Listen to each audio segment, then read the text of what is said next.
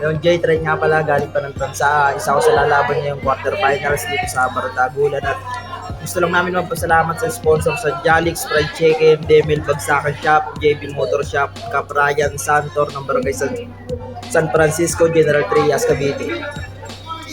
Yun, patago na ng Battle League dito sa Bella Vista Clubhouse, magingay. Ang laban na to, agila sa agila, patalado ng buko sa paa. Ganda yan. Sa alam mo, may MC ko pakilala ka. Yo, Mikey, sarap dinig ng Cavite, tropang Pascal. Yun. Dami nga pala, rap lang, Naglagan, Buhay Verde. Shoutout nga pala, Sanya Lopez, Andrea Brillantes, Jim Domingo, Sue Ramirez, at saka sa chat sa akin, Angel Oxin, pasensya na, taken na ako. Yo, shoutout kay Kapitan Ryan Santor ng Barangay San Francisco, General Trias, Cavite. Ulong banat, para sa alam ko, ay natin. Yo, ngayong araw, tsak na magiging madugo ang bakbakan namin. Sabihin mo man na tinalo mo yung tumalo sa akin ng kaso, ibang Mikey na yung kaharap ko sa bracket, kaya magiging malakas ang damage.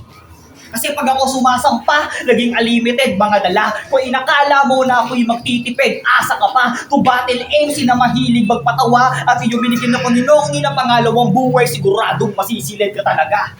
O nung nakaraan, tagilid pa nga ako, aking round may clean masyado. Paano bitin sa ensayo, pero ngayon, kalalagyan mo sa akin, tsak na magiging delikado.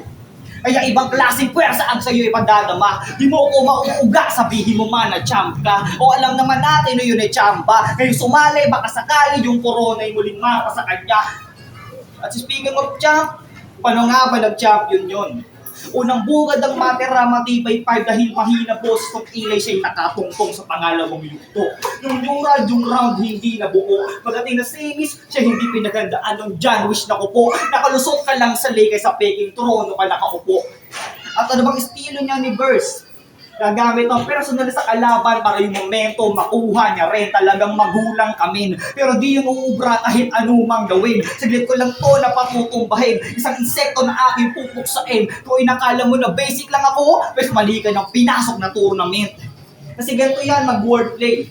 Iniisa-isa para yung bar sa inyong maintindihan. At kung di mo gagawin yung pare, walang silbi yan. Habang ako mayat-maya, nag-aapoy na para dubli na sindihan. Di mo kami madidin lang. Ito ka mabibigyan. Kaya kahit anong gamitin mong angle sa akin, di yan tatala. Mga sapat, ibabakat. Alam mo, kanina palang butot mo, nababakal sa bawat punchline ko, sa lapag ka lalagpa.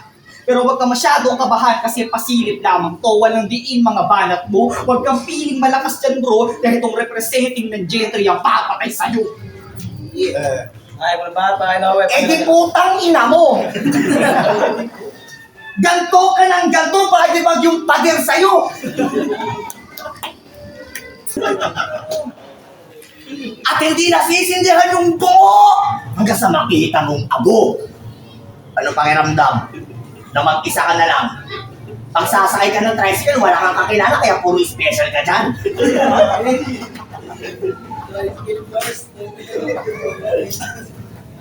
Kaya tanggapin mo na lang to. Na-inner child ka. Pag sasakay ka ng tricycle, doon mo lang nararamdamang special ka. Pero pag siningil siya ang mahal, paano ba naman yung itsura parang Tagalog na tanga? Sa family tree nyo, ikaw yung nabali na sanga. Ano ang pakiramdam na pagkaitan ka ng itsura? Ano ang pakiramdam na pagkaitan ka ng itsura? Ako hindi gwapo, pero masarap. Kita naman sa postura.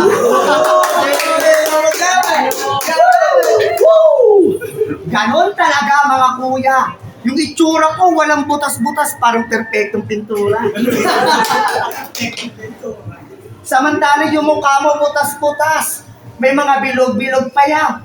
Tangina mo kaya may bilog-bilog at tigas-tigas. Ano yan, hollow blocks? Kaya sasabihin ko na lang sa'yo, tol, kung gaano ka kapangit. Mukha kang husky, tol, kasi hindi ka namin ka-planet. Ba, para ikaw din pa. Yo, di rin ako kumakain ng baboy. Sinasabi niyo to. Paano hindi kakain? Ngayon ikaw naman yung kinakarni ko. Okay? Puro ganun mga banat, wala na bang gaganda? Lahat sila saksi ko paano ko pinapabagsak o noong nakaraan palistater. Pero ngayon to'y di napapalya habang sa'yo walang kwenta mga sulat delivery ng nagdadala. Kaya ikiwasak, anumang taktikang gamitin ko, tsak dito ka mabibigo sa pagkahambog lamang nawili to. Future champ daw siya, abi grabe ang iyong dream bro. Pesa habang buhay ka nang matutulog at di na matutupad yung panaginip mo. At sa issue niya kay Newrad, di na para makisali at makisabit. Yung ginawa mo doon, ibang klase pare. O rap battle yun, kaya naiintindihan ka namin ng kaso, kalaban yung dapat tirahin. Kaya sige, maghanda ka sa lahat ng katarantaduhan na ginawa mo sa kanya. Darating ang araw na ikaw naman yung magiging ama at mabilis babalik yung karma. Oo, pinakitaan ko lang kung paano lumaruto. Yung tipong di naaabuti ng dulog, yung toko magdurog, pinapatay kita gamit lamang ang punto. Kasi marahil iniisip niya to, na ako'y madali na mamama niya. Porket nakapag-champion ng isa, alam mo ko sino nang mataas-tak at malakas na. Kaya alam ko na ikay biglang nagulat kasi ibang klase ang taglay ko na bagsik. Kasi may finals, wag ka na umasa na ikay muli pa na bumalik. Sa pagpaslang ko sa'yo, walang gusto na sumagay. At kung gusto mo maging champion ulit, doon ka sa rapture bumalik. Tangina na ito. Kala mo rapper, ganap na ganap. Ang bobo mo, wag ka na mag-rap. Pag-usapan naman natin yung lola mong may amnesia. Ano, tatango ka ba? Tatayo ka na? Yung lola mo may amnesia, tapos nakalimutan niyang apo ka niya. Yung lola mo na may amnesia, sana magtigil na. Yung lola mong makakalimutin, sana sunod na makalimutan niya yung paghinga niya para mamatay siya. Yung lola mong makakalimutin, hindi ka kilala. Kaya pag dadaan ka sa bahay niya, lagi tinatanong, "Hoy, iho! Ako ba kita?"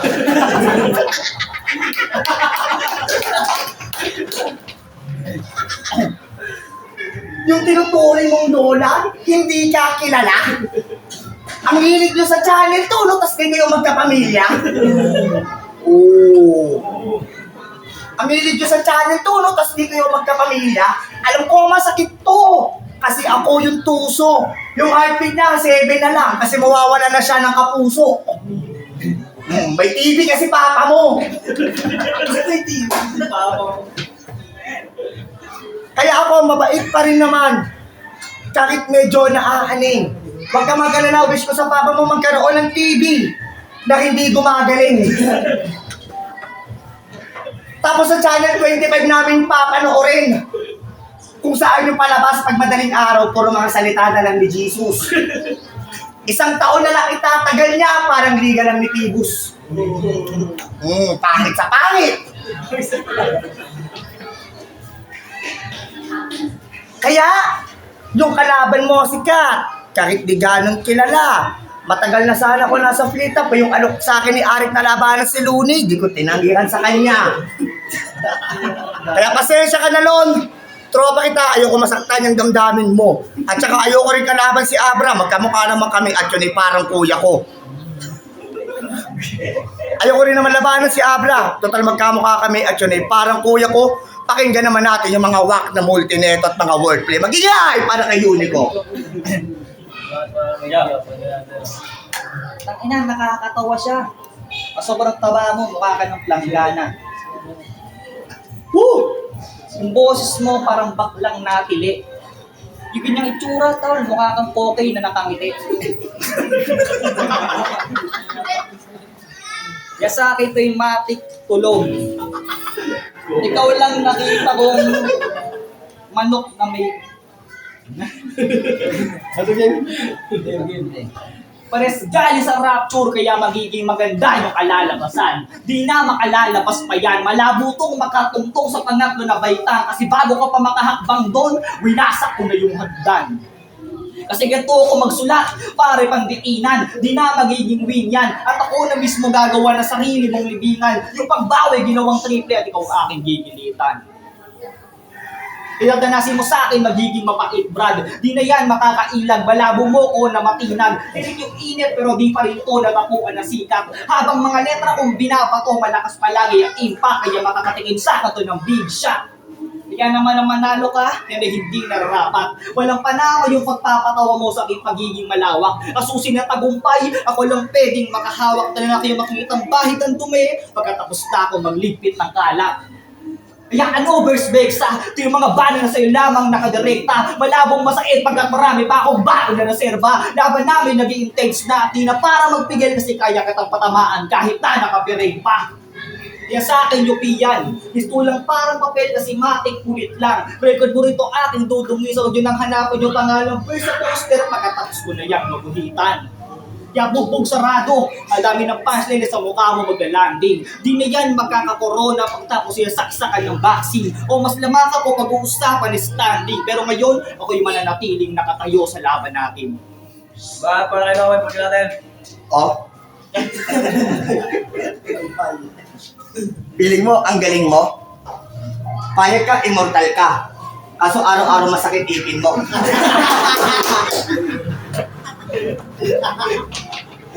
Araw-araw ka nakaganto.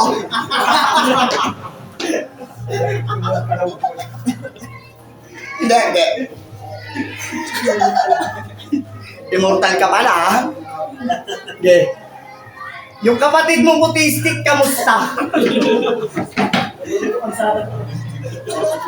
Maliit ako, laging stick o hapunan niya. Autistic? Istiko? Osig!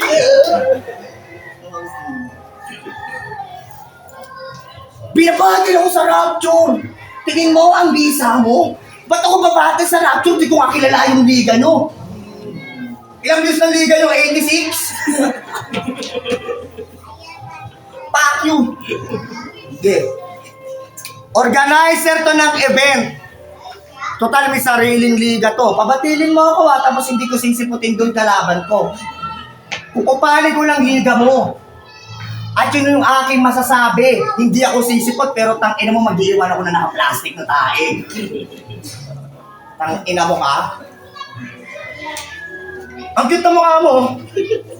Mukha kang manikang walang ulo. Bagi kang tubero. Ang galing mo magpagaling ng tulo. Ang ina mo, nung namakla ka, ikaw yung tumawad, nagtatanong ka pa kung bakit. Tangina sabi nung bakla sa kanya, Sir, service po. Tangina mo, wag ka na magtanong kung bakit. Tangina mo, ang cute ng salamin mo. Para kang si Freddie Mercury.